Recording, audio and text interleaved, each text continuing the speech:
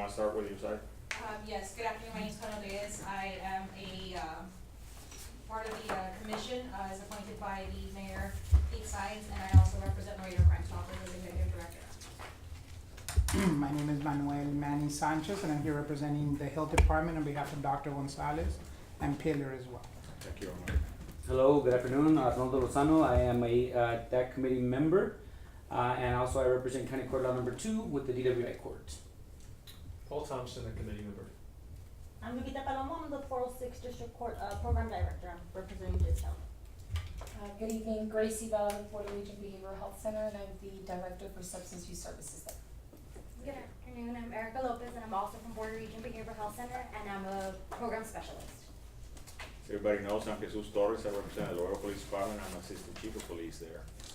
And also with me usually is Dr. Gonzalez, who's the Director of Health Department, and his representative over there, Mr. Sanchez, is the one who's gonna be taking his place today. Good evening, my name is Brenda Rodriguez. I'm the Program Director for COPS-D and HEI at SCAN, and I'm coming here on behalf of Mr. Manrique and Gabby Perez.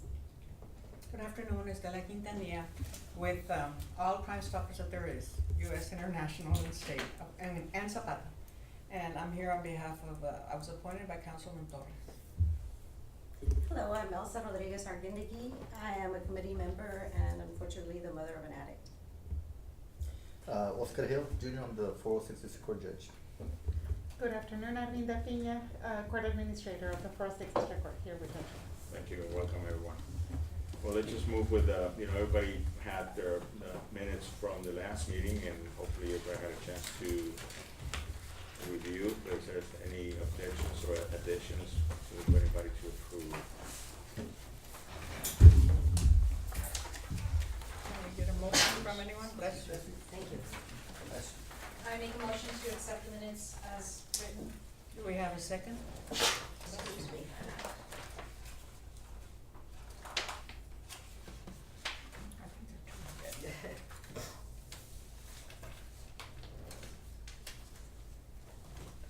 I'll second if there's no objections.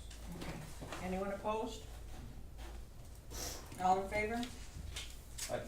Motion passes. All right, now we go on to calling the meeting to order and Judge Hale's presentation. Thank you for coming. Thank you. If you could focus on the PowerPoint quality better than me shifting through papers over here, if you don't mind. Let me refer to that. So again, thank you for inviting me and my staff today. I understand, as was mentioned earlier by Chief Torres, that this committee or commission has been appointed to review what services are currently available in the city of Laredo and to possibly discuss what is needed and moving forward. So even though I know a lot of you, including Chief Torres, Manny obviously works with us, and several others, Mr. Thompson, who was part of the team at one time, Mr. Lozano. A lot of people are aware of Estes Arguindegui, our Webb County Drug Court. It's the 406 drug court program that was established in 2008. But for the benefit of those who are not familiar with a drug court program, including ours, it's a program that was established or created nationwide to assist individuals who are addicted to some substance, illegal substance or even alcohol in some cases. And so to qualify for a program like this, the individual has to unfortunately be arrested for a crime. And once they are in the system, then they are eligible to participate in the program. Of course, it involves the district attorney's office reviewing the case, making sure it's not a case or a crime that disqualifies the individual, or also making sure that the individual does not have a violent criminal history, because that would also disqualify them under the grant. And so the program itself follows pretty much 10 steps, and it's a evidence-based program. And so the goal is to promote public safety and reduce recidivism. And I know we've had conversations over the years. Chief Torres has been a guest speaker. He's attended several of our graduations, and I'm going to quote him because I don't think you'll mind. But during one of our conversations, he actually, in his opinion, believed that some of the reduction in perhaps burglaries or small type theft crimes, he attributed to the success of the program. We've had over 500 graduates, and what statistics show is that for every one person who's addicted, they'll commit anywhere from 20 to 30 crimes a year, and obviously most of them being burglaries or thefts. Am I misquoting you in any way on that? Do you remember that little conversation? Again, there's no way of exactly knowing what the effect was or how many crimes were prevented, because there's no way of doing that. It's a statistic that's very difficult, but there's a force multiplier. Your court has been a successful program. Yeah. And every addicted person with a criminal history that gets serviced and successfully rehabilitated, Yeah. you know, I the appreciate- ripple effect is a benefit Yes. on the community. I appreciate that, and and one way that we kind of track it is, so nationwide, they look at whether or not a person who graduates or completes a program like this successfully, whether or not they recidivate, and typically they look at a 3-year period. And if they don't get rearrested within a 3-year period, then it won't be in the stats anymore, it can count as if completely successful. So in our case, we track them through our local system, and the last time we looked at it, we do it yearly, and we're probably a little bit above 75%, which means that 75% of the individuals who graduate from our program are less likely to recidivate, to reoffend.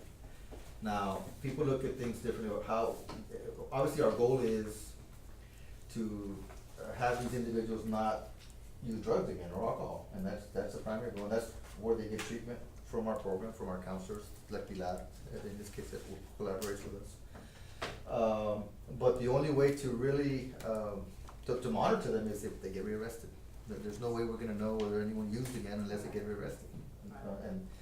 And obviously, these courts are funded, as Judge Villarreal's court, also the DWI court, through federal or state grants, and the way the legislators are convinced that these programs work is that there's less people in jail, and there's less money spent housing somebody in jail, and that's why they set aside money to assist with these type of programs. So our mission statement is to break the cycle of alcohol and drug-related crimes through court intervention, education, and treatment by introducing substance abusing and dependent individuals into a positive, drug-free, and healthy lifestyle. I know you all talked about, you all have your own mission statement here. That's our mission statement. Also to increase public awareness, which I believe we're doing now, of the myriad of issues surrounding substance abuse and dependence, including its effect on the individual, the family, and the community. I'm not gonna spend a lot of time on our program, but just a little history. So we established it officially 2009. We actually started in 2008, but officially in the books, in writing, submitting paperwork to the state of Texas, it was 2009. Informally, we started 2008. And we've had well over 2,500 referrals so far. And like I said earlier, we've graduated over 500 participants. And currently we have 125 participants in our program. And so this information, I actually obtained it through Jesse Hernandez, who is a good friend of a lot of people here. Because I knew that through conversations with him, he was involved with the last detox center, and I think he was even involved in writing the grant for the first detox, right? Yes, Mine is not even unfortunately. So we reached out through him, through Ms. Pina, Ms. Paloma, yesterday or earlier today, because I wanted to know, to remind, I guess, to maybe educate people, other than Manny, maybe one or two others might not have known that we even had a detox center at one time. Back in 1993, through the Department of State Health, there was a detox facility here, 20 beds more or less, which had a doctor in place, a medical detox unit. And I think, as he mentioned, in 1994, Alma took it over, but they didn't, it was not a medical detox. I think that they called it more of a social detox. They had maybe nurses on staff perhaps, but not a doctor, and the bed capacity may have increased a little bit, as you see at the bottom, from 20 to 40 beds. But it was not a full detox, but it was something. And there was also one for adolescents in 1991. And but unfortunately, I think both of them just lost funding. Is what I was told in conversations with Jesse. So that's a little bit of the history on what we've had in the past. And, so I know in conversations with Mr. Thompson, some of the discussions perhaps that have taken place involve, detox, long-term, what type of what do we need? Maybe what is the difference between a detox facility or long-term treatment? So detox facilities are facilities that can house someone maybe from 3 to 5 days, maybe up to 7 days. They'll provide 24-hour medical surveillance treatment with trained personnel. And in some cases, if the individuals need medication, they'll be monitored. They'll be provided the medication. Long-term treatment can be a stay from anywhere from 45 days, like La Serenidad here locally, which is from 45 days to 90 days, or up to 9 months in some instances. And they provide obviously treatment 24 hours a day as well. They have trained personnel there, but they also work on life skills, employment training, maybe GEDs, getting them ready for the transition back into society. And so in a nutshell, that's probably the distinction. Again, detox facility, supervised treatment, 24-hour medical care, the dementia administration of medications when needed. There's also some group meetings that take place. Sorry.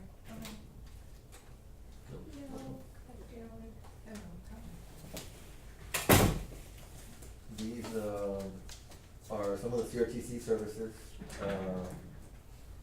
that are provided. Again, cognitive behavioral programming, social skills, problem solving, relapse prevention, addiction education, employability skills, financing, budgeting, GED, health education. So obviously it's a little more intense, right? And they're there for a much longer time. We have the detox facility that we utilize is Charlie's Place. The sad thing, and I think I mentioned it to Chief Torres in the past, there are other judges throughout the state that who preside over drug courts, and I'm friends with several of them. Hidalgo County, Cameron County, and other places. And when you ask, innocently, the first time that we were discussing this, I would ask, do you all have a detox center? And they half jokingly would say, oh yes, Hidalgo County Jail or Cameron County Jail. That's why I guess it's like, oh, Webb County Jail. Unfortunately, that's the same situation that most of these places are, and those are, Hidalgo County is, 2 or 3 times our population. Cameron County is also much bigger than Webb County, population-wise, maybe not geographically, but they don't have these facilities either. And so CRTCs, Lubbock, El Paso, imagine, and we have to, our bailiffs have to drive up there sometimes with one of the deputies. It's a 2-man job, so the sheriff will provide someone, but then we have to also provide someone from our staff, and it's either my court or just Paloma's court will send the bailiff to go with them, and it's El Paso or Lubbock. It's a 2-day trip. They drive up there one day, spend the night somewhere, and drive back. If I may, Judge. Yes, sir.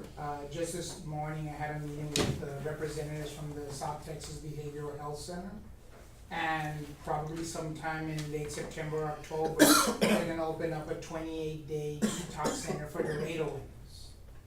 So it's gonna be an alternative versus some of the places you've talked Great. about. And so that'll give us another option. Good to know. Thank you for that.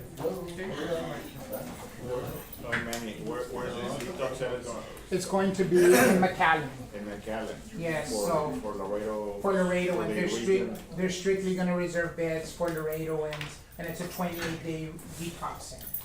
Oh, that's great. Well, that's good to know. If I may because, ask a question, yes, ma'am. would those be, since I know we hospitalize psychiatrically to South Texas Behavioral, would that only be for individuals with health insurance, either Medicaid or? That's my understanding, Oh, yes. Okay, yeah. Okay, so that kind of limits it because Yeah. We wanted to- for our individuals, ones who don't have Yeah. medical insurance. I know from previous experience, you would send and they wouldn't treat the substance. So these are aspect of state it. provided services. El Paso and Lubbock are obviously state funded, and so there's no requirement for that. But so those are some of the places where we have to send our individuals. And, like I mentioned, Charlie's Place, I mentioned the locations in El Paso and Lubbock. There was also, I believe, maybe has been some discussion about comparing the detox facility with the ER. In other words, maybe the question was, doesn't the ER already provide some of these services? Well, you know, that's pretty much what you get from the ER. They check the vitals, you're in and out, you know, if it's not life or death, at the moment, you're in and out, you know. And so obviously a detox facility, like I said, it could be an average of 5 day stay under observation, 24-hour medical care, and, yeah, there's medical assistance provided, and, so very, very different. Aside from that, I actually participated about 5 years ago, and I think, well, not I think, I know that Chief Torres was there when, Chief Gardner was, the chief of police as well. We had some meetings with, several other, stakeholders, including the hospital, administrators, Chief Landin was there as well for the fire department. And this is why I know it was 5 years, because Judge Danny Valdez was the county judge, and, Mayor Raul Salinas was the mayor at the time, Carlos Villarreal was the city manager.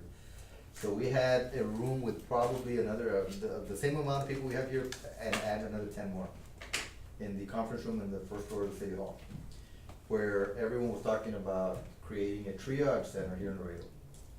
And the people from the hospital were saying, this is where I was going, that, if we had a detox facility, then instead of sending people to the ER, which takes up a bed that is very costly, obviously, and maybe needed for someone who is dying, because of other injuries or, the police department, or in some instances, the fire department, EMS would be able to take these individuals to the triage.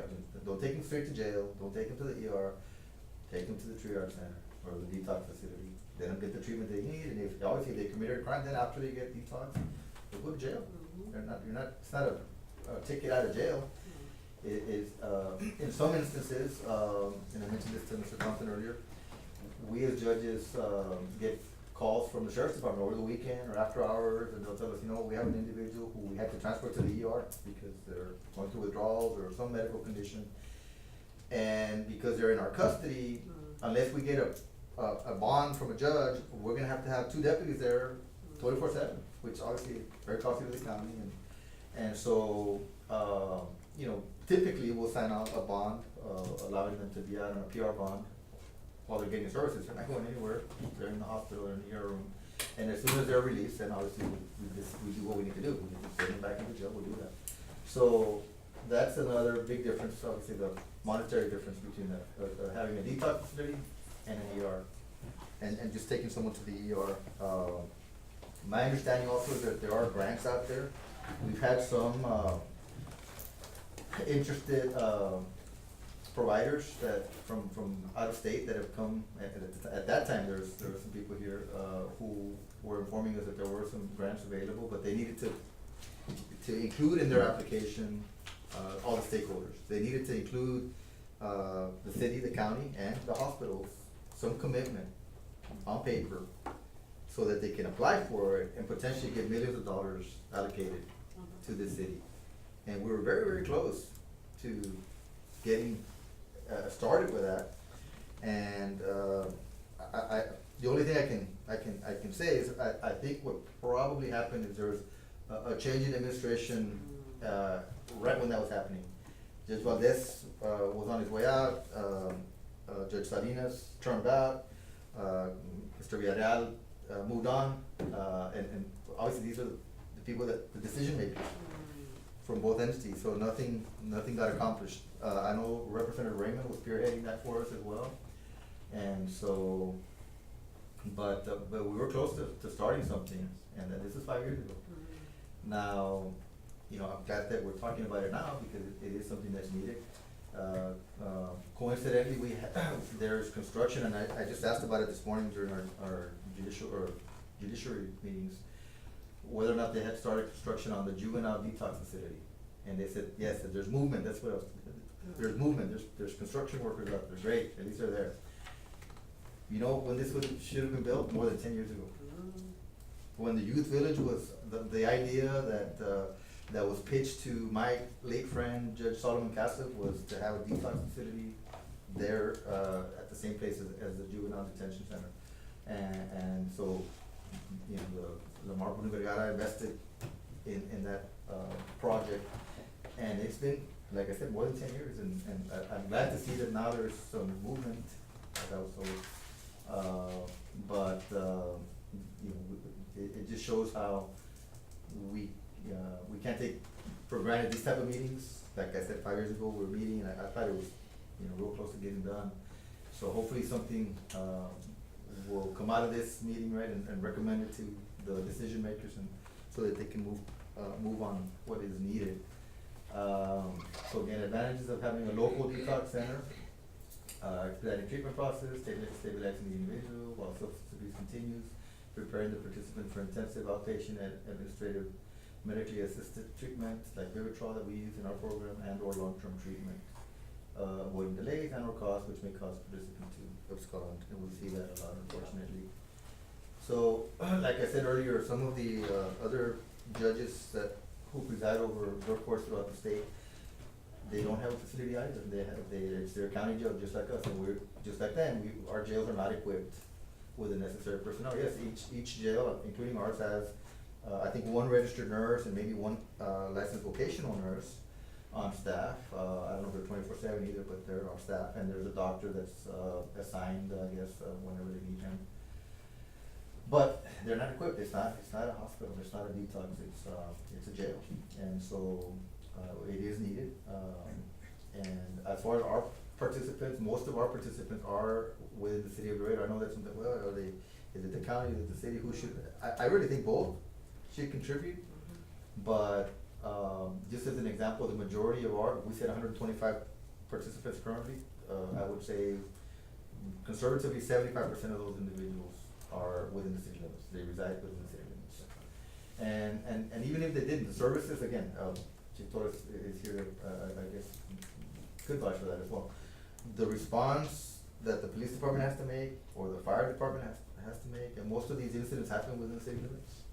And so there's money that's already spent by utilizing these services on these individuals. So do we need a detox? Do we need a long term? Which one? I think we need both. All three. Which one should, I would venture to say that a detox facility is probably the easiest thing to start off, because 20-25 beds perhaps, 3 to 7 days stay versus long term. Obviously you need more staff, a bigger facility, but a detox facility would be a starting point with eyes towards a long term facility. And and it's not just people that come from our program. Obviously being that I preside over this program, I can give you some statistics on it, but there's just general population, and on a daily basis, I would say there's probably someone arrested that's high or something, right? Arrested for. We got an average of 20 to 30 people every 7 days that we get arrested for possession only.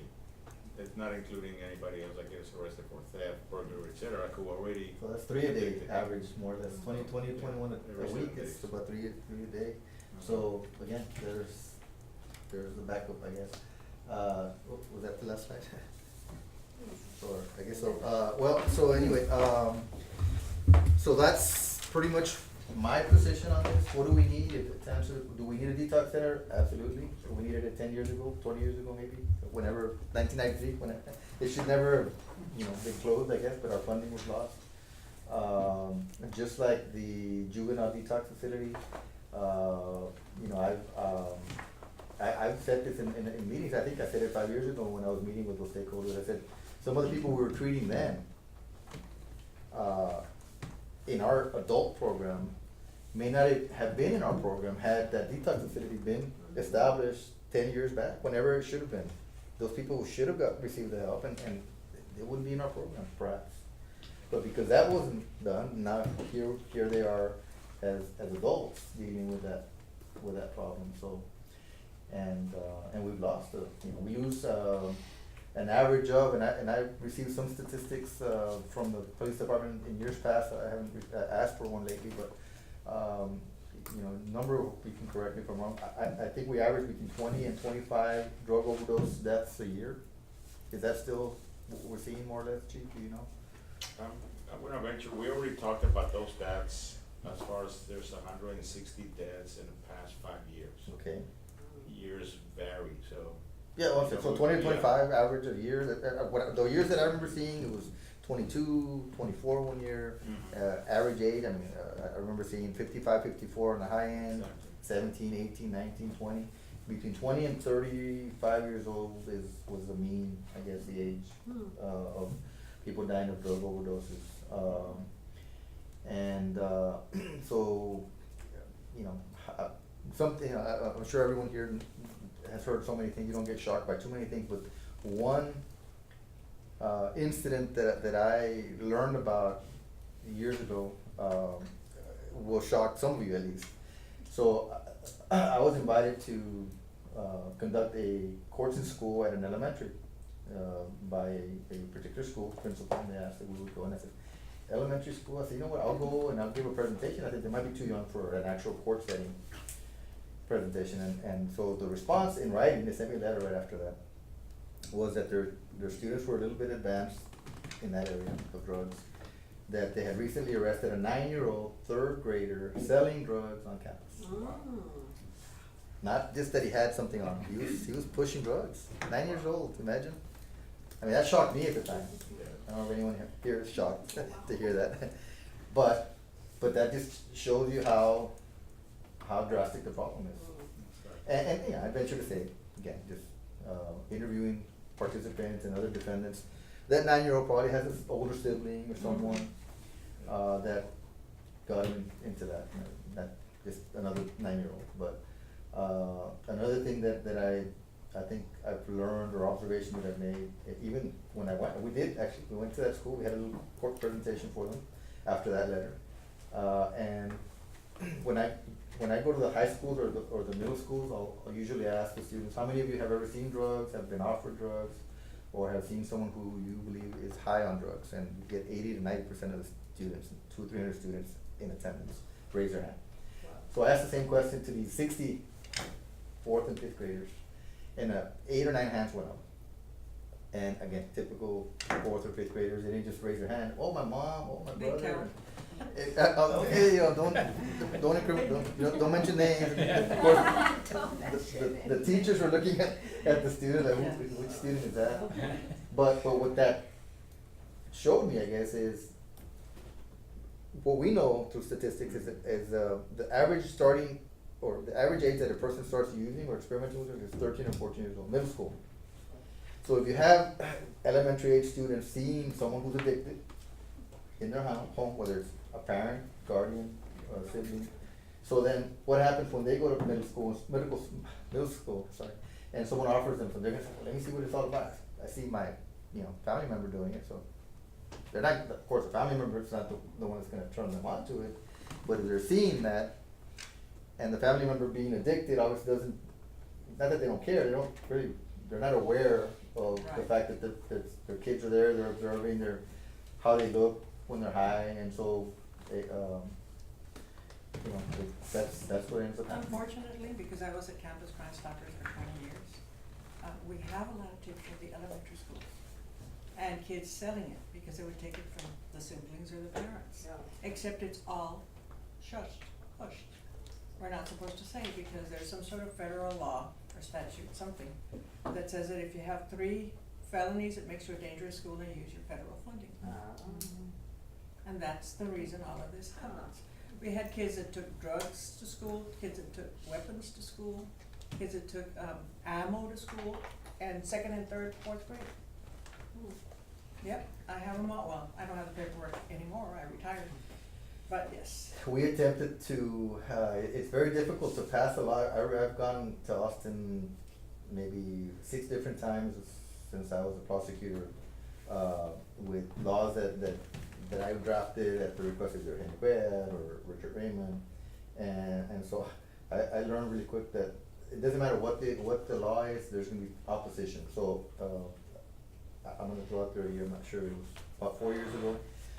Judge Palomo and I went to Austin with an idea of, let's see if we can pass a parental consent law. And the idea was, the parental consent law would be for middle schools, high schools, where a parent would sign a consent form to allow their son or daughter to be either drug tested and or searched. And if any drugs were found, or if they were to test positive for a drug, they would not get suspended or expelled, so long as they participated in a court supervised program and received help. And so Richard Raymond supported it. We started through the House, but there were some concerns from some other legislators, and we had to sit down with actually with a state senator from Houston.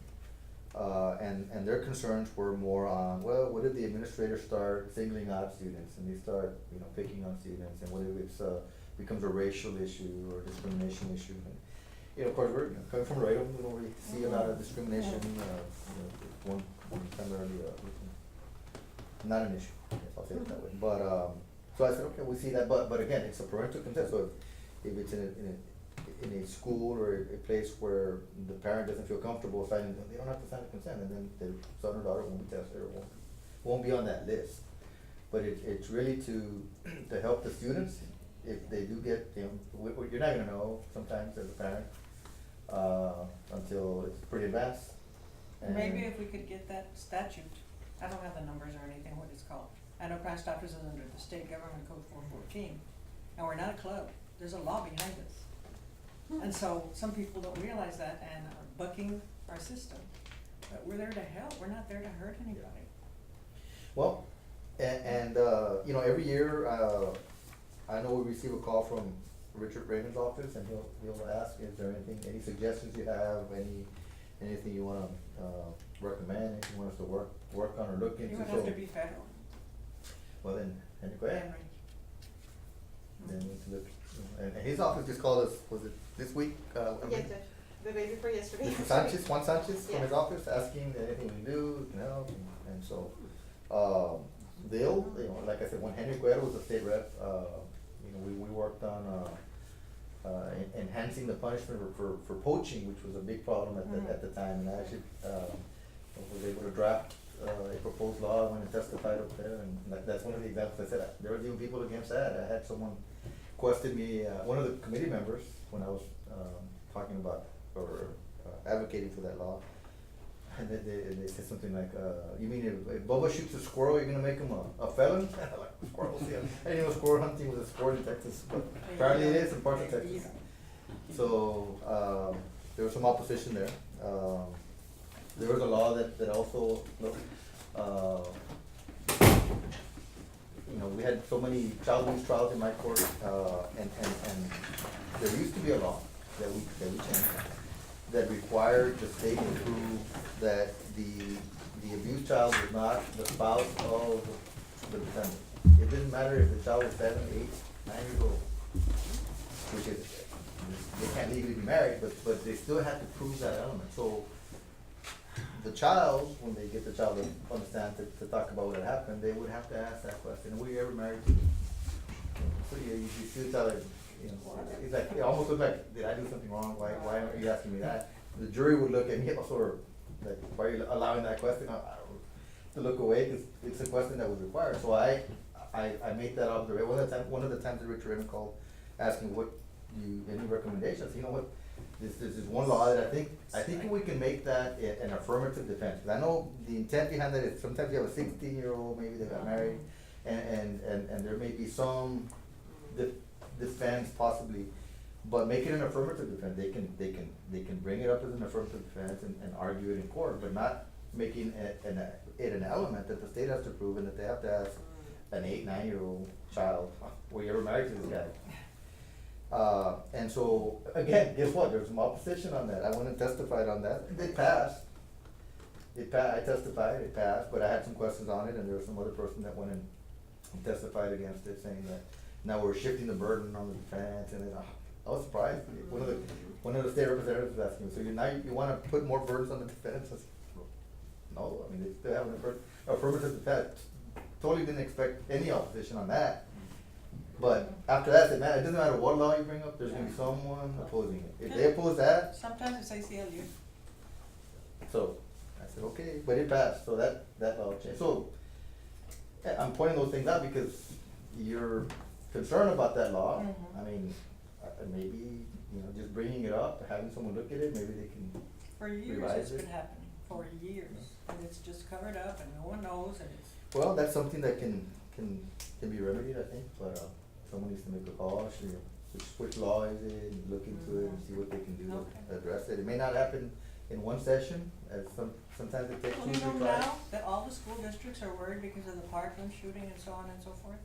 And they're trying to get some sort of campus Crime Stoppers back in the schools, cause both school districts dropped within the last few years, 5, I guess, Alright. Colleen, I don't remember, about 5.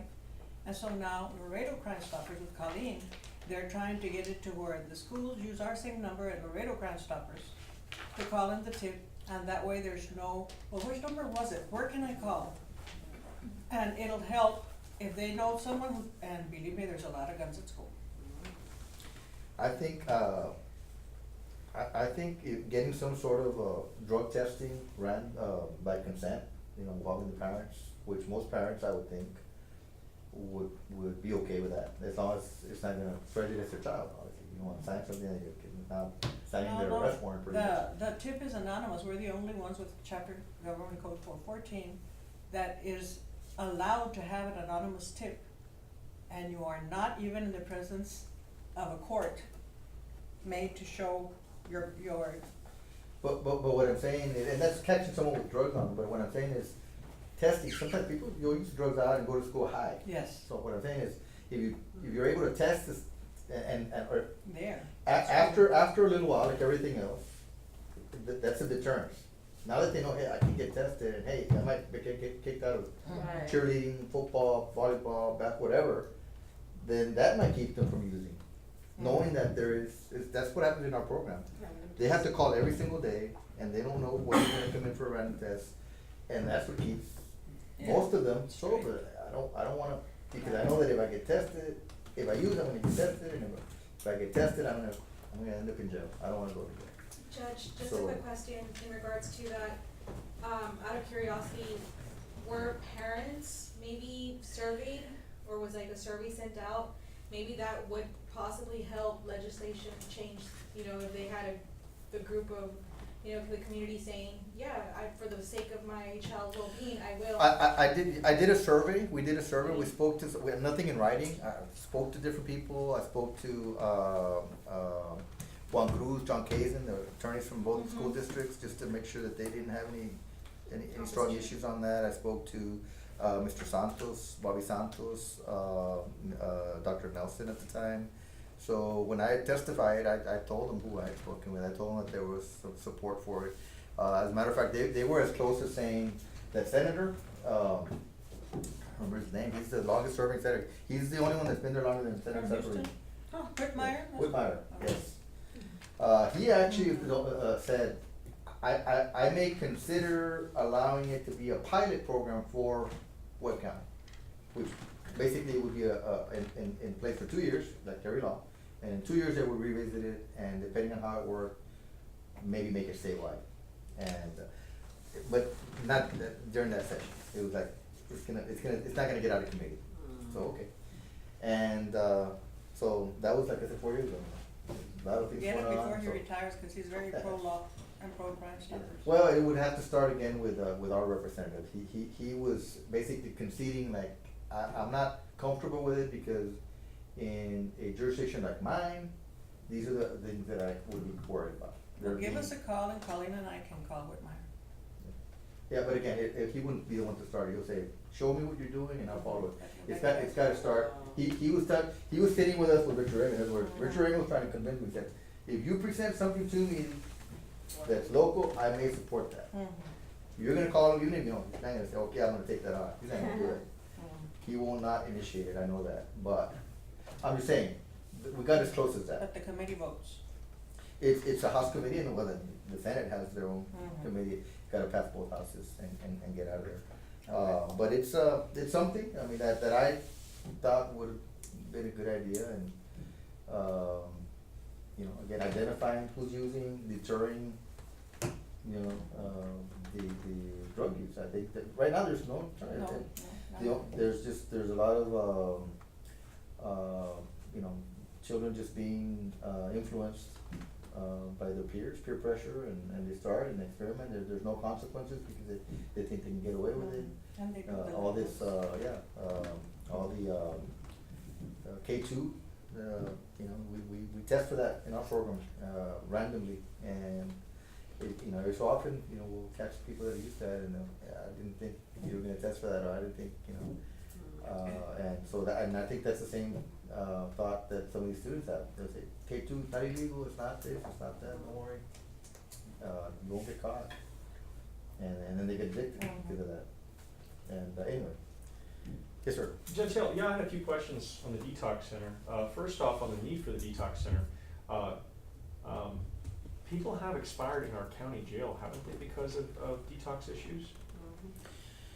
That's a loaded question. I don't know, I know that people have died, obviously, and recently we had a couple of, individuals that I read in papers, so I know, I don't know what the cause, or, there's mention about heart attacks and different things. 22, a heart attack in jail. But what I do know is that, like I said earlier, that a lot of times people get arrested and if they've been, you know, on a binge for days or longer, and all of a sudden they're, you know, it's cold turkey, they're in jail for 2-3 days, and their body needs that drug because, they're gonna go through some very severe withdrawals, and as I think everyone here knows, alcohol is even worse. Going through alcohol withdrawal, you dying. And there's a lot of, you know, individuals in our community. We have our DWI court. We've had a DWI court for years, you know, presided by different individuals, and that's a big problem. Preaching to the choir with a lot of people. So that the potential is certainly there that people can die. I don't wanna say that whether that's how these people died, I don't know, and I'm gonna get quoted saying one thing or another, I don't know. But the potential is there, it can happen, and I know it's happened in the past, I know that there's been in other places as well, where people have died because of that, yes, sir. I didn't mean the loaded question. No, I know you did. I wanted to bring it back to how serious a detox center is. Yes. And also, I wanted to know about this detox center that used to be like 25 years ago. Do you know who the director of it used to be, or anyone that Manny, we do you call? know anything about that? I don't know who the director was, but I know, I'm not sure if it was, Gracie, was it Staccato that was involved in this? Can you repeat the question, I'm sorry? Who was the director of the detox center back in '93 when it was in existence? Jesse Hernandez was involved, You'll but I know. don't know who. Yeah, because in '93 it wasn't La Buena Salud, right? That wasn't until. No. No. It was, I think it was under Staccato, I think. no, I can't remember. I think Scan had it. Was it Scotty? Yeah. Okay. It was the one on 59. I don't even know where it was. I don't recall, I don't on remember. Sequoia. It could have been. Yeah. I was still in law school. And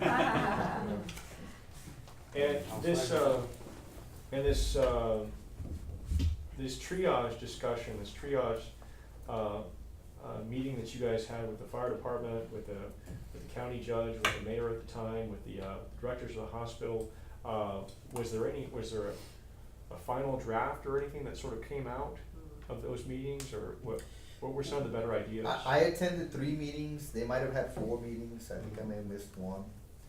And, it was basically, this, again, not-for-profit, I think that's how they refer to themselves as, organization from another state, I wanna guess as to which state it was, who was trying to get the commitment from all the parties, and so that they can invest, and they're gonna invest. That was Wesker, 2013. They were going to, okay, you said it, I did. So they were willing to invest some money, and, but they didn't wanna start investing money without the commitment by the 2 main entities, city and county, but also the hospitals. Right. And they also needed that for their application. Exactly. You know, we have, kinda like what you asked earlier, did you go with some surveys or information these people are supporting? If they're gonna apply for funding, they have to say that the city and the county are in, and so are the hospitals, and so, or at least it gives them a better chance to receive it. They also were trying to have to get a location. We had a location for We them, have location. so that we can move in there, and there's that part of the location is actually still vacant. Right. But it didn't happen. So was there anything drafted? I would have, if I had to guess, I'd say There's nothing a draft. official. There is a draft of something And I have from a West copy. Care? Yeah. You have a Oh, copy? okay, they may have it, but that's their, you're talking about the application? Back in 2013, the proposal and with the budget. By West Care? By West Yeah, Care. okay, yeah, they had a proposal, yeah, 'cause that's what they were pitching to all the entities, this is what we wanna do, but we need X amount and X amount from, The only thing is the 2013 budget, so it's about 1.7. I think AMA came up with about 2. So realistically, with the way things are now with the economics, I think it's probably closer to the 2 than the 1.7. And I can bring it for our next meeting so y'all can kind of look at it. yeah, y'all might be interested, so I was right with 5 years, you said 2013, right? It was 5 years. 2013, 5 years, yeah. But it was, I mean, I thought it was a good plan, it was, and just having everyone there at the time, and everyone was, like I said, even Chief Landin said, yeah, we have so many calls, he had his own stats. We get so many calls a year for those type of cases, where somebody who's just high, you know, so there's a lot of resources spent there, and LPD probably even more than that number of calls. Or yeah, definitely. But, well, because some aren't just because they're high, it's because they're burglarizing, but they're high, or maybe they got in a fight, high, or Yeah. something else, so. So I guess there is something that you can Yeah, bring. I can bring it to y'all's next meeting. And Judge Hill, some may say that, that incarcerating people on a temporary basis, that law enforcement at that level, that's just a county thing. But aren't there cities that have city jails and where the city actually invests resources in detaining people on a short-term basis, for holding them for courts or on bonds or the like? I don't know exactly which cities would have, but I know that there are cities that have, smaller jail. I think Laredo way back when had its own smaller jail, right? Yeah, you're going way back when the police station was in Downtown, right. So a little holding cell basically for drunks, what they call it, a drunk camp. Yeah, And that was their That's- detox at the time, whenever we actually. that's the one I was okay. remembering. Yeah, but nothing as serious as, drug abuse and stuff like that. But yeah, but I think, you know, again, obviously we have a change of administration, just because, you know, some people were termed out and other reasons. Yes. But again, I don't remember anyone being against it. We had, at one time, we had the county judge was there, a commissioner, a second commissioner was walking in, and so there was gonna be a quorum, so one of them said, you know what, I'll step out. 3 council members, I mean, there was a lot of interest. To get potentially 3 commissioners there, 3 council members, the mayor, the county, county judge. Richard Raymond was there. Yes, well, he was kind of spearheading it. So, I mean, you had a lot of interest. You had all those decision makers at the table, literally. And like I said, the only thing that I can say is that, you know, one person turned out, one person didn't get reelected, one person moved on, you know, so everything basically just came to a standstill. And West Care was left holding the bag on that, cause they were waiting, they just needed the We were commitments. waiting, yeah. Wow. They were waiting, they said, oh, you know, we just need that commitment, we need to, you know, and you're right, that was the number they were throwing around back then, 1.5, 1.7, and they said, okay, we'll start it, and they were pretty confident about the grant Right. coming through. They said, we establish it, we get these commitments, you know, we have good grant writers, and we're pretty confident we can get the funding. But y'all need to commit. Didn't happen. So maybe this time around, we can do something Make sure a that little bit this more. doesn't happen. Take it to a vote, at least, cause it didn't even get to a vote. Wow. And this location you were talking about, just for the sake of the committee, you know, if we were gonna do this tomorrow, where would that location be? Well, I think you all need to go to the county for that, cause it's not something that I could offer myself, but, and this particular facility, without identifying it, has been temporarily awarded for one department to use and at the same time another department to use for something totally different. I don't even know, there's been two actions that I've seen. So I don't even know if it's simultaneously gonna be used or who really has it. But no one's physically there. It's still not occupied, that, place, and it's a place that, may not need a lot of renovation. To be, you know, almost turnkey with some holding cells in there and whatnot. So, matter of fact, in talking to Jesse, I remember because it was a matter of, utilizing the existing holding cells and then having more of a community area to comply with certain state regulations as far as the size of the. Right, you remember that? So, but it was something that, you know, the decision was made, some money was allocated, you know, people could move in soon. You know, put some light bulbs, change some door locks, things like that.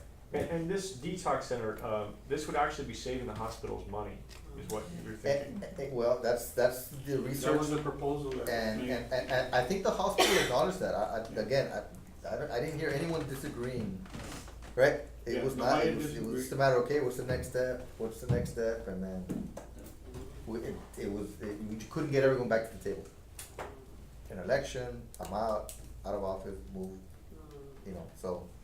What kind of benefit to the, you mentioned that you have the drug court program Yes. with your court, which is a very good program, that I utilize a lot as a prosecutor.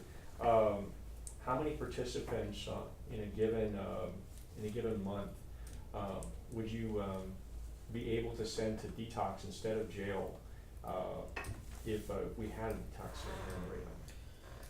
Detox center, I think from our program alone, we're looking at about 5 people a week maybe.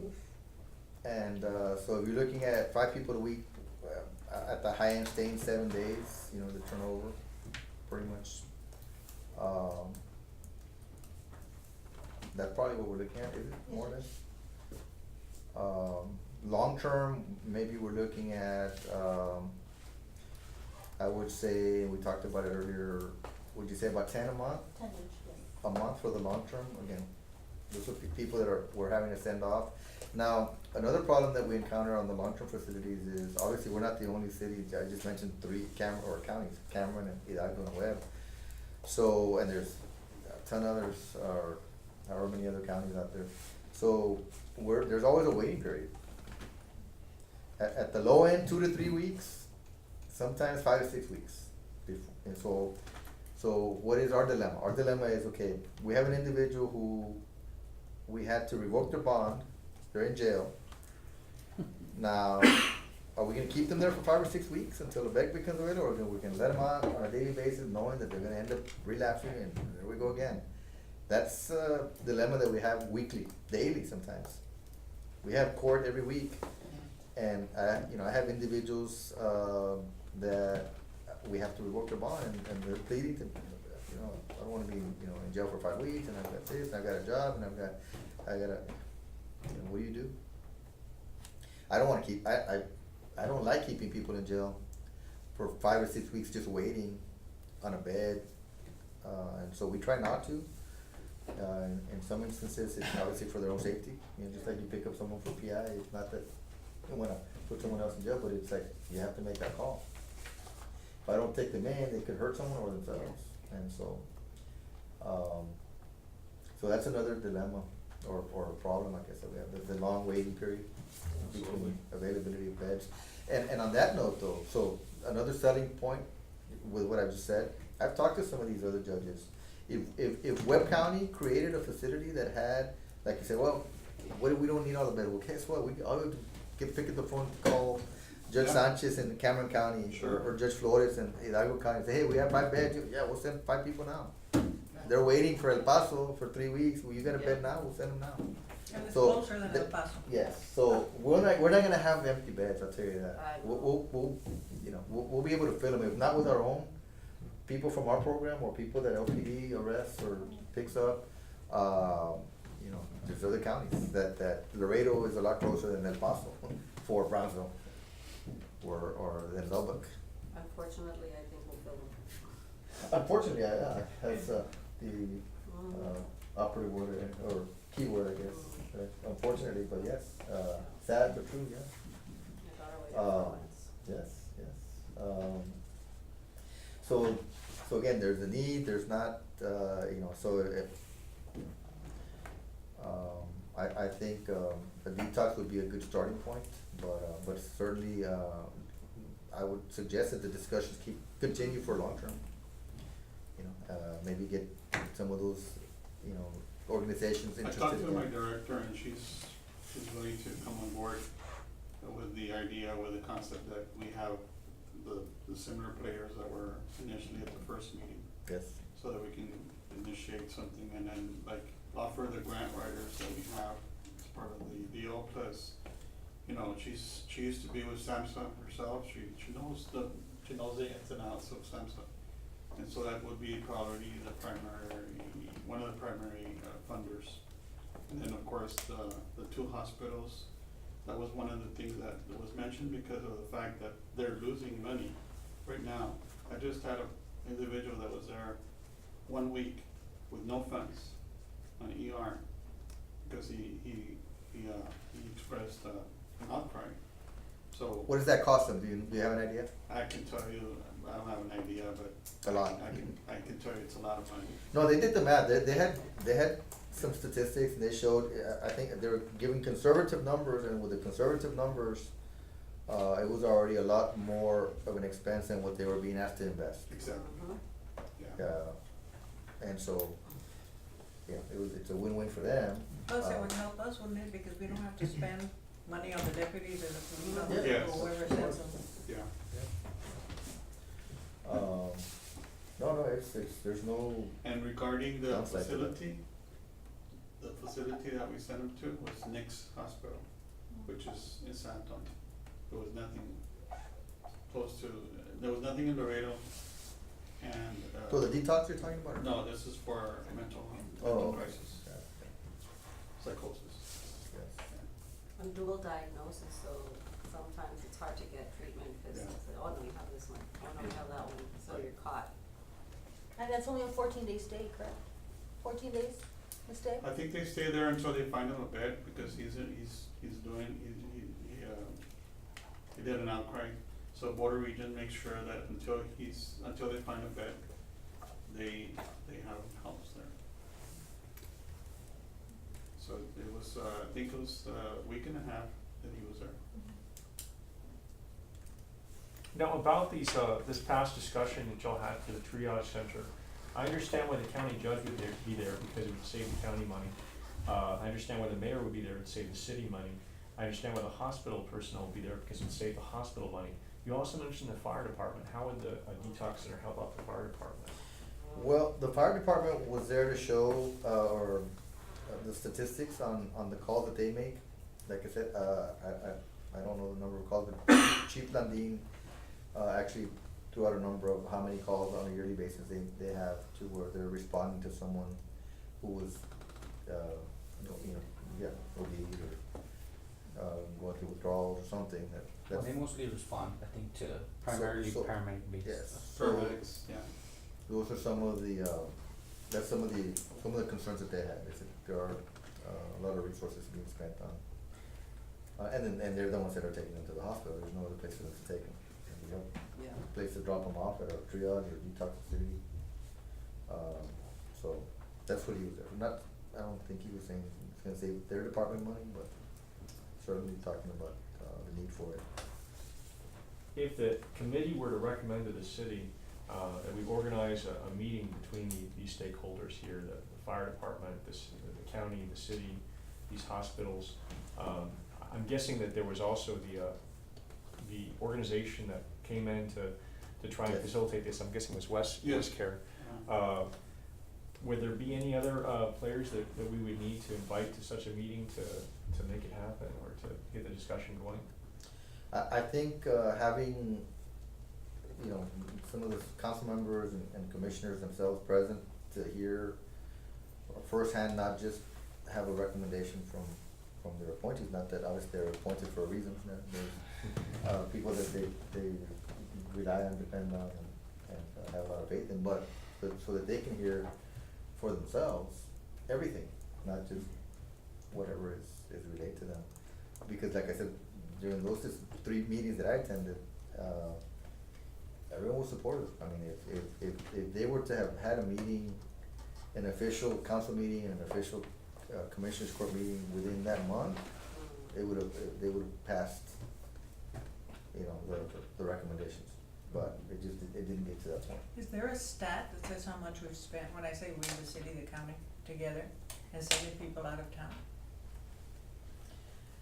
Sending people out of town, well, again, it doesn't cost other than the, you know, you're sending a sheriff and a bailiff and whoever, but, that's just, we can only identify people that we send through our program, but, I don't know, would there be any other statistic on that? Other Because than, if we had an amount, a number, then we could say, look at all the money we're losing by doing this, when we could have something here. Yeah. I think That that, would help. well, I think, The that three- one, that's gonna be losing lives, not necessarily money. Right. You know, not having. a Yeah, but some facility. councilmen are about money. Yeah. Well, yeah, like say for example, my daughter is in Henderson, Texas right now, in rehab. So had it been a rehab here, the grant money or whatever, whoever is paying for that in Henderson, Texas, that would be here instead. So, you know, whoever is paying for that, the money would stay in Laredo. Yes, I guess you could see it that way. We, like, I said, the places that we send them to, we're not paying anything out of pocket because they're state facilities. As I imagine, the one we had here in 93 was the same thing, right? Yeah. It's not, same thing. it was, you know, you can look at it employing whatever number of people that they can employ, and you're creating the jobs, you're, you know, you make it easier, you're helping the families, because in some cases, families can't travel to Lubbock or El Paso to go visit, because they're there for Right. It's a hard to long-term leave work, stay, and yeah. how do you make that trip? But, and I think just looking at the number of overdoses again, Yeah. on a yearly basis, I'm gonna have to take off, but I'm gonna give you a draft of some other research that we were able to do for, surrounding, rehabs, detox in South Texas. It's a very extensive report. We didn't finalize it like as to the cost or anything on each one. I'll be getting another college intern, on the 22nd. The ones that I have right now, they're ending their internship, so I couldn't commit them to this project, but this is just to give you an idea. We have Houston, we have Victoria, we have Corpus Christi, Austin, San Antonio. Everything you see is around South Texas, or close to South Texas, as close as we can get. It does have information like on, whether it accepts Medicaid, Medicare, and financing, but the task that I'm gonna give the new intern will be to go into details as to how much it would cost to have anybody go there. And can I have one more question? Sure. Well, thank you very much, appreciate that. these are state facilities also, Most of them are state facilities, maybe we can get Yeah. a list of those. cause they take Medicare and yeah. Medicaid, yeah. So, that's my information. All right, Alright, so thank you. excuse me. Thank you. Thank you. Thank you. Jaime, just a reminder, if you can find that draft of that project, Oh, yeah. initiative from West I Care, can send it to Dr. email Gonzalez. it so we can So be he part of can the send it to record, me. and of course, distribute it with the members and. On the budget, just the budget. Well, Because whatever draft The to, proposal, right? a The whole proposal proposal. to how was merging a private enterprise So with I'll the send county and this city. Dr. and- Gonzalez and the build whole this. proposal, and then also the budget as well. Yes, please, okay, thank you very much. Excuse me. Thank you.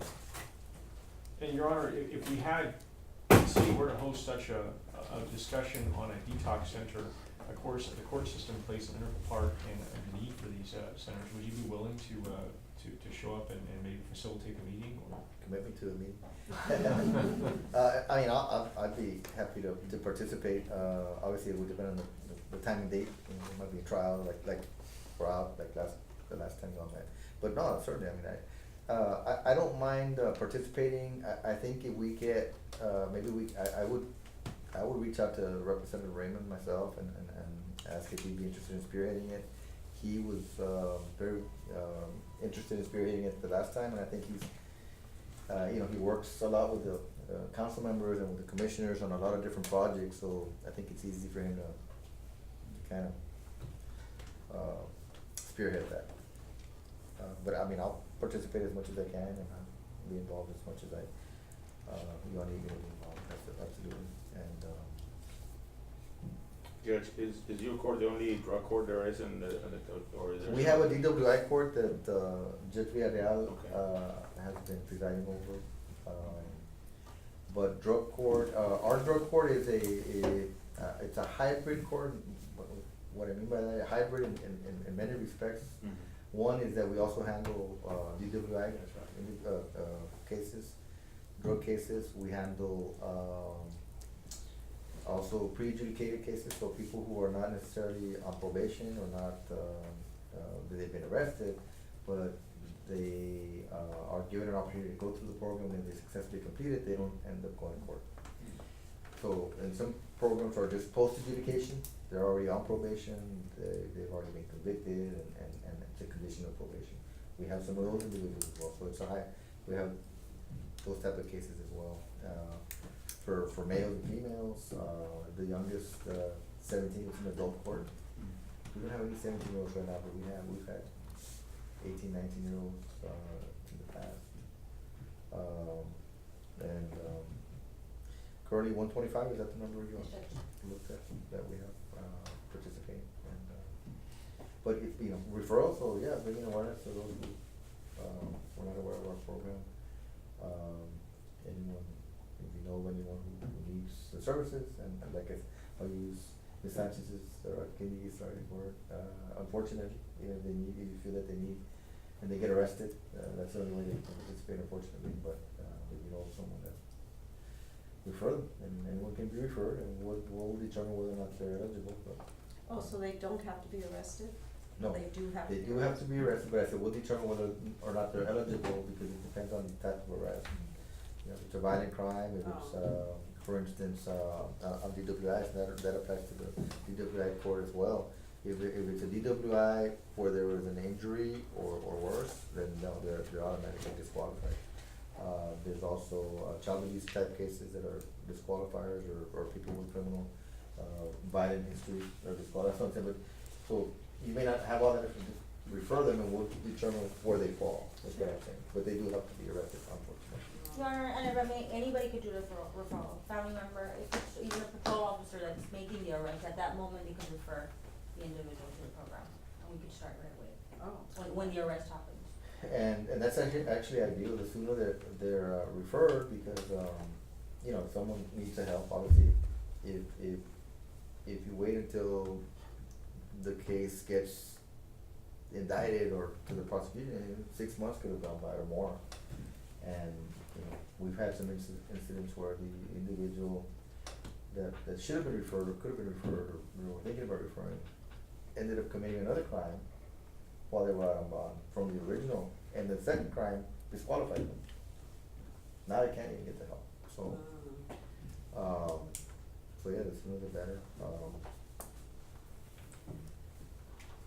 Does anybody else have any questions for Judge Hale regarding detox center or long-term, facility? We can make him our official consultant. Can we make you our official consultant? So, if I can be of assistance in any way that, I Ms. Palomo, Ms. Pina, over there. I couldn't remember because she was sitting here earlier. They, as a matter of fact, they actually put this little, presentation together for me. We had a discussion yesterday, and I was just, talking a lot, and then I conveniently asked Ms. Pina and Ms. Palomo if they can put a little outline together. Actually, they went a step further and prepared this little PowerPoint, presentation for me based on our discussions. So, you know, we have, including them, a very, very good staff there at the court, so anything that we can do to help It's a with- knowledgeable base we can, Yes, task. absolutely. Anything we can help you, we don't have the answer, we'll find it. We don't have any college interns either, but, we'll do it ourselves, I guess, if we have to. We'll find out. Judge, I would like to ask a Yes, question, ma'am. it has nothing to do with the detox. Okay. And I wish Judge Villarreal was here, how are you all handling the interlock? Are they allowed to drive while they're in your program? Are they allowed to drive while they're in our program? Well, it depends on the child. We don't have too many, DWI cases right now that I'm aware of. No, Judge, and then No. they do through probation, they. When I say alcohol, and I guess I use the word DWI, alcohol or substance abuse. So some of the people in our program are not there because they were arrested for DWI. Right. But they have an alcohol problem. That's why I said I wish Judge Villarreal, cause I think he's handling a lot of the alcohol, right, Yes. Mr. Lozano? Yes, yes. Well, we see DWI cases through our court and the county courts as well. Typically, if they're on the program, if they're arrested for DWI, their license is already suspended. So we're trying to pilot a new occupational driver license system to make it easier for people that may not know the system or may not know how it works. But yeah, typically they're not allowed to drive while they're in the program unless they have their occupational driver's license, or the interlock is ordered. That's my question, that it's not being here in Laredo, we just had a class of 16 and nobody's on the interlock. And I don't understand why, and maybe, you could help us out here more about the law and why they're not doing it here, you know? Well, I don't know as far as why or if it's happening, but, I mean, it all goes back to the courts and the different programs. So, I don't know, I guess you would have to ask each individual person what, every case is different. Right, We ask, and I say, okay, now how many of you have interlock? And then when they tell you that, what they do or whatever, I say, wow. Yeah. I just think it's a deterrent that would help the community a lot, Yeah. you know? I do believe that. In some instances, it's required, obviously, by statute, for a certain period, but in other cases, it's not, like I said, we have people that have an alcohol problem, but they're not there for a DWI. Right. And so some of the, I mean, there's a lot of conditions, they get drug tested for alcohol too, on a daily basis. And sometimes we have, drug patches or the breathalyzer, testing for alcohol as well. And unfortunately, we're talking about people not having insurance, heck, they don't have, you know, $10 to their name. Yeah. And these interlocks are $200 a month. There's just, the providers are like, hey, I'm not getting paid, so I'm gonna take, well, I mean, what do we do? I do hear a lot of those problems What do we too. do? I'm aware of all of those problems because we hear them in the classroom. I just think that, some of the studies that show when they do have that interlock, they're not likely to become your repeat offenders because yes, it is expensive. Now, I'm not pushing because I'm a provider. I'm not a provider. No, All of I my know. services are voluntary, you know. No, I know. But I do believe that it would be a very strong message to the community. Well, like I said, in some cases, that might be, what's appropriate or what's required. We you know, take as many measures as we can. Just having them in the program, being monitored. Someone's on let me just give you a perfect example. You have somebody who's on probation, they go visit the probation officer once a month. They can drink alcohol 27 days out of that. They know when their appointment is, they'll stop drinking 2-3 days before that appointment. They get tested, no problem, nothing happens. They're drinking the rest of the, with us, you get tested on a Saturday. One person almost lost 199 days of sobriety because they didn't show up. We're actually gonna do a hair follicle because I felt really bad, and I'll tell you the story. The guy says he's been tested many times, never tested positive. He tells us, I hadn't been tested on a Saturday, and we hadn't, because it's a random, we have to have someone show up on Saturday. And he said, I had already been tested that week, and I was offered an opportunity to work on Saturday, and he said, my daughter needed a book. He said, I chose to work Saturday so I can buy her the book. And he said, and I got called, when I called in, it was my number. He says, I was not able to get out in time. He said, but I'm willing to do, whatever I need to do. He says, I haven't drank, I haven't done anything, I haven't used drugs. So, what are you doing? Well, you're gonna lose 200 days of sobriety because you had to work and buy your daughter a book. I mean, I wasn't gonna say that, but that's basically what it was gonna come down to. So he's scheduled to do a hair follicle test at his own expense, and if it comes out clean, which probably will, then he will not lose his sobriety days, because he's actually up for graduation. He's been in the program for a while, and he's in phase 3, that's the last phase. So anyway, but that's how, I guess more strict our program is than just regular probation. I understand that the idea, if we could add that, but we have a lot of other ways to gauge, and I think our strongest deterrent with these individuals is, you're going to jail. Test positive, guess what? Sadly, I just had a beer, doesn't matter. You're going to jail now because you were sober so long. Alcohol wasn't even your issue, and it was not that they were driving. It's not a driving, they just had a beer at home, not driving. It's not illegal for anyone over 21, but it's in a violation of our policy. So I'm saying, so they're pretty. I think what it is like, we have so many that are out from the county from here. Mhm. They come from some other place, but because they work here, they're the ones with the interlock, because past this area here from Laredo, they are enforcing it already, you get caught, you go on that interlock, and here, they're not. Again, and those are probably some people who are, like you just said, on probation. So probation has certain conditions of probation. The program I mentioned earlier is a hybrid, so some of these people they're not on probation, it's a pre-adjudication, which means you have not been found guilty of anything yet. We can put all types of conditions, even on those individuals, but I think the one you're referring to is someone who's already on probation, and in some cases, it's a requirement based on the type of offense, based on what did you blow. It's a requirement for a certain minimum period of time on probation. We do that on the felony DWIs individuals who we place on probation. That's one of the conditions that goes on them. I don't know how many felony DWI cases we've had recently, but certainly, those are conditions that are imposed for a certain period of time on individuals I who guess are probably on probation. what I'm asking from, and I know Mr. Lozano will go and tell Judge Friedman, we've had a lot of conversations. I think what I'm asking is, if they're candidates for the interlock, let's go ahead and do it, because it would serve the community. Sure. No, I don't disagree, absolutely. I think, obviously it has to be on case-by-case basis and all these different factors taken into consideration, but it's certainly an option, and we do utilize it. We utilize the breathalyzer more, which is, again, it's even more, not just when you get behind the wheel. 3, 4, 5 times a day, you got 10 minutes or 15 minutes to blow into that system. You could be at home, you may not even be driving for the whole week, but you still can't drink. And then we could see And that costs probably a little bit more than or about the same maybe. It's still I don't know, Yeah. cause again, I'm not a provider, I'm not. No. That's what I'm saying. But if I would actually advocate more for the breathalyzer than the sober link or the interlock. Why?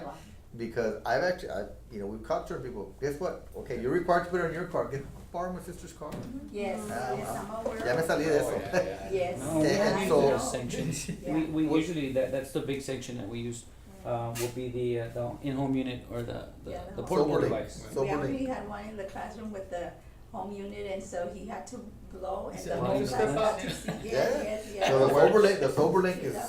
And it takes a photo of you, the light has to be on. Yes. So who blew? Yeah, you didn't have someone else blow for you. It's you. If I may interrupt, I'm not a provider, and I'm a representative of a provider, I'm with Smart Start.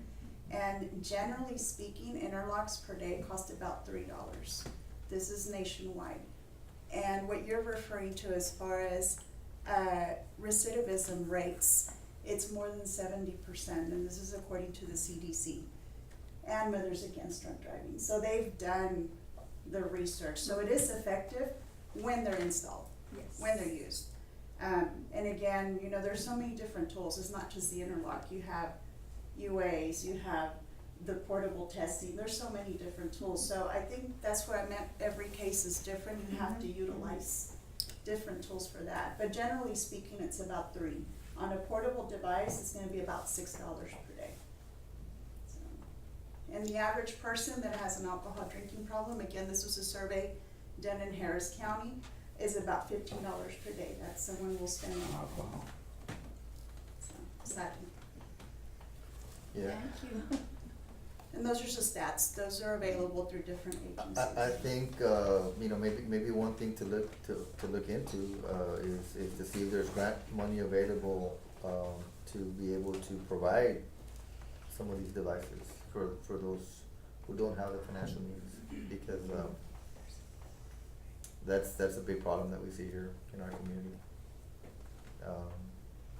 And so someone say, you know what, I'm not gonna drive, I don't have a car, I'll sell my car, and then now what? Okay, do the home device, okay. So they'll borrow another car, or they'll find another way of doing it. So I don't know, and like the recidivism, I don't know how they would, obviously the car doesn't turn on if Right. if they're in, so they're not gonna You're go, talking they're not about- gonna commit another DWI, Yeah. at least not Well, while Judge, they're one on. of the things that we do hear, the ones that are on either the home unit or the interlock, is the expense. And the first thing that they say is, I am not ever going to because I cannot afford this, so Yeah, it's a it does deterrent hit them in there, the pocket, absolutely. it does, Yes. something works. And then you have the ones that give up the interlock for the home unit and it says, hey, this is a pain in the neck, you know, because I have to do it more than. No, it's good, I mean, I definitely, I agree that At that's least we needed. should try it, you know, like, let's try it for a period, everybody that, like you said, a case by case, that we can do that. Let's see what impact it has in the community, because And weigh the difference. What percentage of the individuals in your, how many active participants do y'all have right now? We went from 55, we're down to 25. We just had a graduation 2 months ago, so. 25? Yeah. And so of those, do you know how many have the interlock? We just had one that just came off with the portable device, but mostly with the tests that we're doing, the instant alcohol tests, they're pretty effective. We test them So twice a week. So that kind of works. It tests them in an 80-hour window, and a lot of them are coming out negative, for the most part. Should they're not, we follow the progressive sanctions, and then we get to the interlock, and it's actually ordered through the program. Alright. So, cause they see more of the DWI offenses, we have some, but, mostly on ours, it's other offenses, but when we do, the evaluations or assessments, we determine whether alcohol is one of their drugs of choices, and if it is, obviously, we monitor that closely as well. But we test for alcohol as well as everything on the unit. Including weekends, cause that's where they have the chance. Yes. Yeah. well, that's another story Monday, about, Friday. this I would address to Chief Torres, the no refusals. I think we had one in the last, 2 years maybe? Yeah, it's very likely. Yeah, that's another thing, I don't know why we don't have, I know everybody's gonna say the expense, and we don't have the phlebotomist, and we don't, I hear it all the time. That's right. But I wish that we would do those no refusals too, but I guess that's for another meeting. And point of order, Sir Thompson, anything else on, this presentation by Judge Young? Yeah, there were 2 more things, Chief Torres. I understand that y'all brought some copies of the presentation. I was wondering if we could make those available to committee members. who Yes, wanna- it'll be part of the record too, so I need one also Yes. to submit. And as long as we have Judge Dale here. It didn't even cross my mind, but. That'll have almost everything that was, I had some notes on mine that I went over that may not be. And just a disclaimer, you know, I've been a part of the drug court program system for, I think I was part of it about 5 years. And I went to a training years before regarding it, but just to summarize, because I want to get to a question here. From what I understand from the drug court program, this is a revolutionary program. I've never seen any form of justice like it. Would that be fair to say? Yes, absolutely. And you've been. Started in 1989 in Florida. I don't know the judge's name, but that's where it started. And this is where you're taking people and you're drug testing them, truly random drug testing, 3 times a week. Up to 3 times a week, up to, yes. Up to 3 times a week, where that you just call them in, they have to show up, and they're tested. And even if they dilute the test, that still shows up with the testing that you have. Correct. And then each time they're paraded in the court if they mess up, or if they don't, at least once every 2 weeks, right? There's court settings every other week, except for those who are not in compliance, they come in every week. Okay. And, For sanction. and you either give them a pep talk, say, you did a great job, attaboy, or you say, you did something wrong, let's talk about it. And it's either a reward or it's a sanction, right? Right. Would you say that your program is fully funded so that you can get the biggest, bang for your buck? I mean, how many rewards do you Let, know? let me say it this way, we could certainly use more, case managers. We lost one during the last budget, and so if the recommended, it's like teacher per student type, case manager for participants, I think recommended might be 35 per case manager. I think, we've got 2 case managers that just threw a number of 125, so 60, what is it, 62 and a half per case manager, almost twice what the recommended is, because that's all we have, so we gotta work with that. Counseling, Manny's here to tell you, I mean, you know, we need more funding so we can have more counselors available, so, you know, some of these individuals are in long-term treatment, so our counselors, are not seeing all these individuals at once, and that's pretty much, the way it works. We're not gonna have, you know, statistically speaking, all 100 or 125 in this case active, because some are gonna be, some are absconders, but most of them are either, at long-term treatment or, how many are in long-term more or less, do you have? Currently there's 36. 36, okay. So, so to answer your question, are we fully funded? No, probably not, no. I mean, we could utilize a little bit more funding so that we can have more case managers. Yeah, I think that's, and counselors, again, that's. And if you had more funding, you would become a more effective program. Well, we would be, I would say, I think we're effective. I think we would be able to reach more people because, again, and you're a prosecutor, have been a prosecutor for more than 10 years now, right? So there's been times where there's a little bit of a waiting list, even on our end. In other words, okay, we have all these referrals, okay, but we can't bring them all in, because we don't have all the personnel. We have to wait for some graduations to take place, and then we'll bring them in. So certainly, if we were fully funded, yes, we would be able to have the sufficient personnel to take on more people. So in that respect, we would, I don't know that we'd be more successful, I wouldn't say it that way, we continue to be successful, but we would be able to reach a larger number of participants or individuals who need that. And provide them more individualized, I guess, one-on-one Yes. FaceTime. Yeah, because that's, and of course, you know, you're very familiar with the program, you were assigned to us for almost 5 years. But sure, the case managers, you know, there's 3 phases. I'm not gonna spend too much time on this, but during the first phase, there's at least a weekly meeting with each of the participants, between them and the case manager. And some people stay in phase 1 a little bit longer because they're not, you know, progressing. Phase 2, it's maybe every other week, and phase 3, it's maybe once a month. So they kind of gradually phase out more into a probation type relationship where it's once a month. But that's right before they graduate. By then, they've learned all these skills. You know, their brain is healed. They've been in the program probably by about a year at least by then, and or more. So anyway, we definitely could use more people. And given that your program is it 100% grant funded at this time?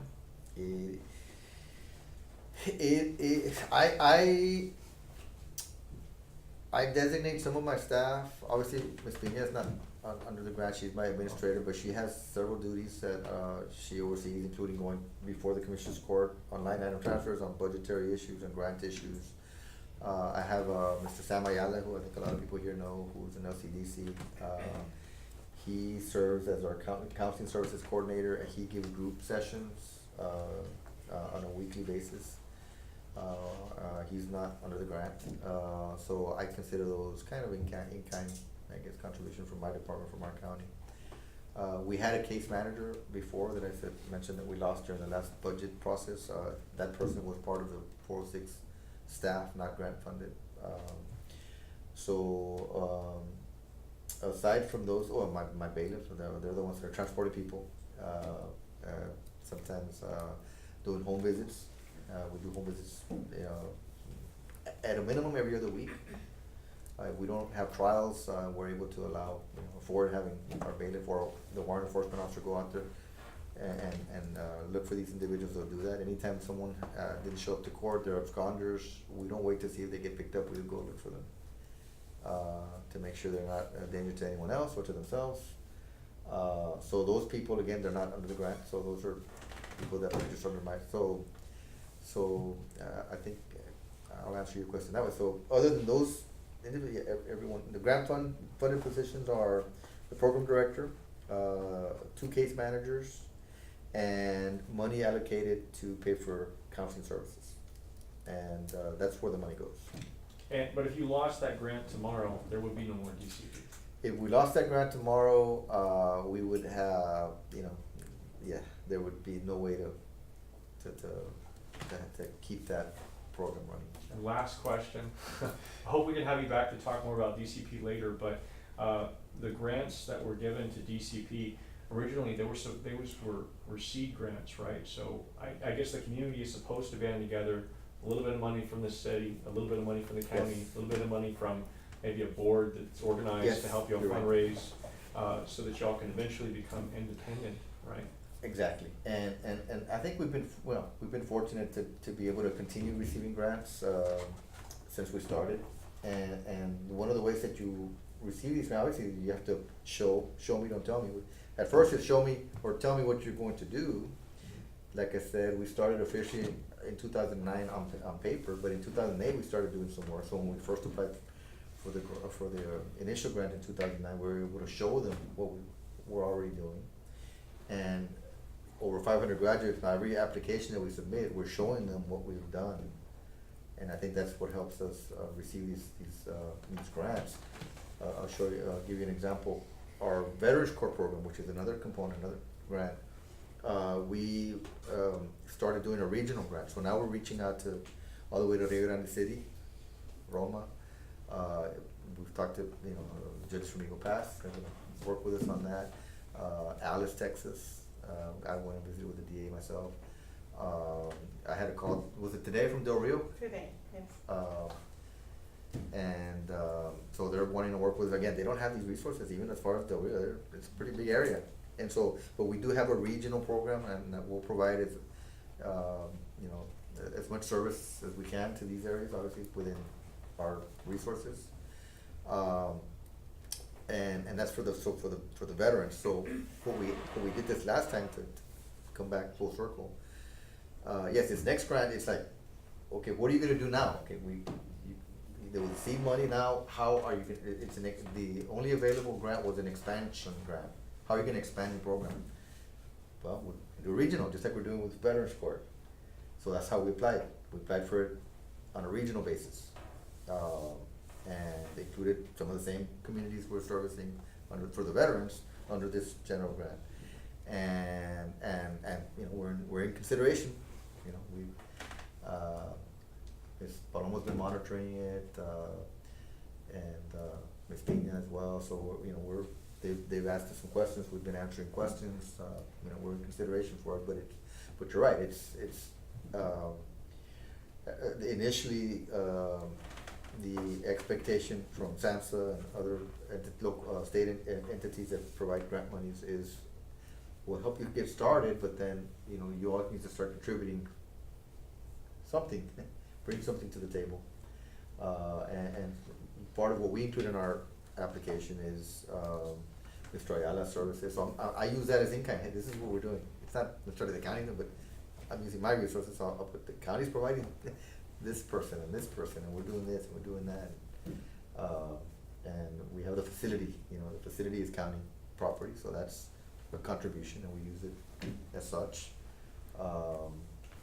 Through the probation department, they, we found out that there was a grant available for them to apply for it, we encourage them to do so. I was informed again today that that's gonna continue for at least through 2019, and they're gonna reapply again. But can we do more in that respect? Yes, absolutely. As far as, can we utilize more resources? Can we use more resources? Yes. And if we have more resources, what will we do? We'll be able to provide, services for more people, and continue to be successful. And I think, going back to what I said earlier, I also, believe that, by reducing the recidivism rate of these individuals who graduate from our program, there is less crime out there. We may not see it, we may not know it, but it's hard to prove a negative, like they say. How do we know?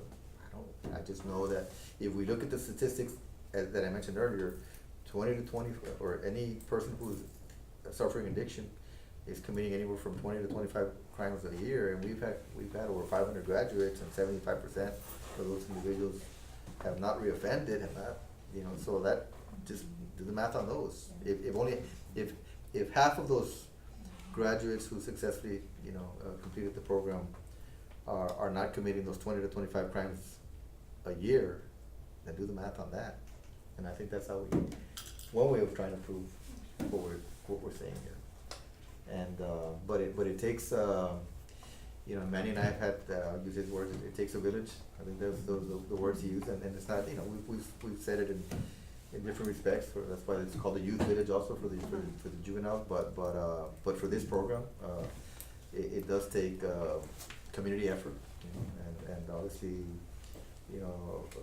Manny and Pilar, if they had more resources, if we had more resources to allocate to them, they'd be able to bring more counselors to the table, and more services being provided, and so it helps all around. Yes, ma'am, you want to add No, something? just, I mean, we've been talking about the, services to the participants, but also, the families. Their families, that's another big, as numerous as the family can be, how many members of the community that are affected because of, the abuse. Oh, no, absolutely, in a lot of different respects, as victims and as The little parents of siblings or whatever. parents of people who are addicted, and Ms. Arguindegui mentioned earlier, no, absolutely. Some of our programs are on our veteran side. The state grant that we have, we included, part of our expansion was to provide services to the family members, because educating the family members about the PTSD issues that their spouses are going through, and helping them understand that is part of what we do there as well. And we do that generally for our drug court. We invite, every so often we'll invite family members to come and understand about the addicted brain. If people don't understand it, they don't know that it's a disease, that it's an illness. There's a lot of dispute, arguments. No entiende, they keep doing it. They don't listen. It's not that they don't listen, it's that they're going through phases, they need help. And so we try and educate the family about that, and but again, if we had more resources, we'd be able to do more of that. Judge, Absolutely, yes, ma'am. another thing on the veterans that you were saying, Yes. have you, spoken with Mr. Raymond, because he's working on trying to work, especially with the veterans with the PTSD? And I didn't bring my notes, cause I didn't know we were gonna talk about this, but I have to take advantage while Yes. we're here. So Mr. Raymond wants to get started getting the veterans that are willing to work with the dogs and work with the city here or the county, I don't know who's got the stray dogs. And my vet, Creamer, she wants to be part of that, round table. Oh, those vets. Yeah, Yes. Veterinary. No, both vets, the PTSD veterans Military and veteran- the dog vets. okay, and all the right. dog vets. Both, And You both. lost me there for a second. I'm like, Dog veterinary. was I hearing military or my? No, both the military Yes, and I'm gonna put my husband on the spot. Those dogs, and ours are not registered, but they're the lifesavers. Yes, When you talked about the spouses, ding, ding, ding. yes, And so I did talk to the veterinarian, yes, ma'am. and she wants to be part of that roundtable discussion. Mr. Raymond wants to bring something here for our vets here. Our veterans. Our veterans, I'm sorry. Yes, no, I'm following now. I just fell off for a second there. I'm sorry, our veterans, our military veterans. Yes, yes. And the need, not only, there's a lot of studies that help them, but it would be like a double bonus because we do have a lot of strays here Yes. and I don't know, Absolutely. the unwanted dogs, they would have a second chance too. Yes. And the veterinarian, the human veterinarian, she wants very much to be a part of that, so. I'll call the representative. Mr. Raymond, see what yes, they're he doing wants with to and get see it how we can going. help. We do have, I think we're at about 30 veteran participants right now, and some of them, you know, maybe can participate or get involved. I think Okay, If I may. One small Okay. question. We need to close this. Here on the drug court, I did see that it was those individuals with co-occurring psychiatric and substance use disorder. Are they being referred to the border region for those to be treated? Now we did expand our target population, so now we don't only treat bipolar, schizophrenia, or major depressive disorder, but if they do meet criteria, and if substance abuse is in secondary, we do have LCDs on site so that they could be. We are, and actually you also have a Miss Palomo there. Yes. that I met with, and we were kind of hoping, we met a couple of times. We had like a draft of an MOU, because what I guess they kind of had offered and we had asked for is if we can have a representative there during some of our court staffings, that they can, because the issue that we see sometimes, they need to go to border region, but they don't have an appointment, they don't, you know, or the coordination, there's a gap there. So we said, if we have someone during our court proceedings there from border region, and we have an issue where someone, either they missed a meeting, they don't have a meeting, they just got out of jail, they need to go to border region, okay, you know what, we have a representative there, go make your meeting, even if it's 2 weeks from now, whenever. She was very supportive of that. Okay. We kind of exchanged some information, but I don't know if you're, I think, what was the last word? Because they weren't able to, right? Something happened at that point. They Yeah, were not able- we're still in the process, Judge, but Okay. I do wanna say that we do refer 100%. Our counselors who work from Center, they do refer 100%. One thing is getting them there, and I know the wait list sometimes can be 4 months. Yeah, that's the only issue, but yeah, they do get referred. Thank you for the question, and well, if anyone has any questions after the meeting, you can email us, easy email to remember, 406@webcountytx.gov. 406 and any question that anyone thinks of afterwards, anything that you want us to help you with, I don't know about an official consultant, but certainly if I can help or provide any information or help you find the information, I think we can find the resources to get that done with just the people that work with me, including. Well, I know that Dr. Gonzalez on Monday is gonna go make a presentation to city council. They wanna know how far we've come and what we're doing. And this would be perfect with everything you brought us and all this knowledge and stuff to add to that presentation. That, you know, we're backed up by somebody, at least, that he's doing as much as he can, and then there's Mr. Lozano's Yes. Judge Villarreal. And so we can, get that to Dr. Gonzalez in some sort of fashion, or he can look at his notes here. I don't know how long it'll take him to look at those.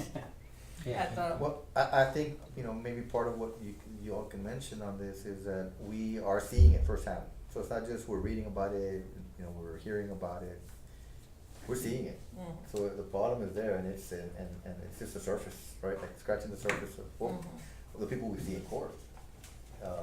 Obviously, Chief Torres can also add to that what they see on the streets. I mean, you all have weekly briefings or, you know, on issues like this probably. if not Definitely, more. that presentation to city council would be recommendations from this committee. And thanks for your presentation, you brought up the issue of the need of a detox center. Of course, it's a win-win nonetheless. And of course, not gonna, if the city council hears a need, recommendation of a detox center in the city of Laredo, it's not only to serve the criminal element, it's also families, it's open to families that people have struggling, a family member with that, so it can also refer us. So it'll be across the board. But nonetheless, we truly appreciate, we learned a lot from what your program does.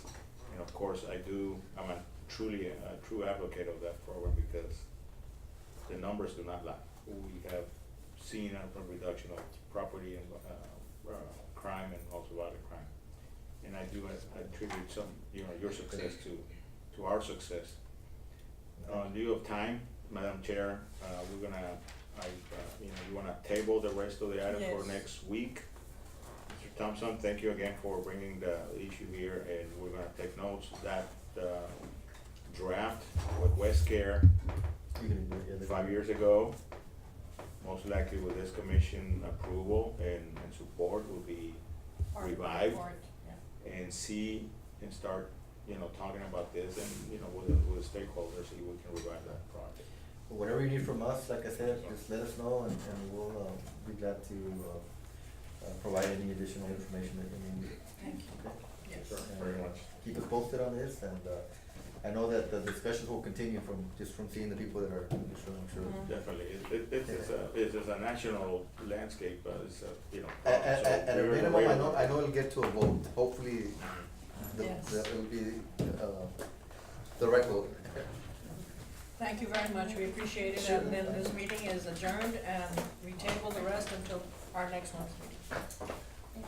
Madam Chair, can I make Yes. one recommendation? Yes, Could we have Jaime Arispe come and speak to us next month okay.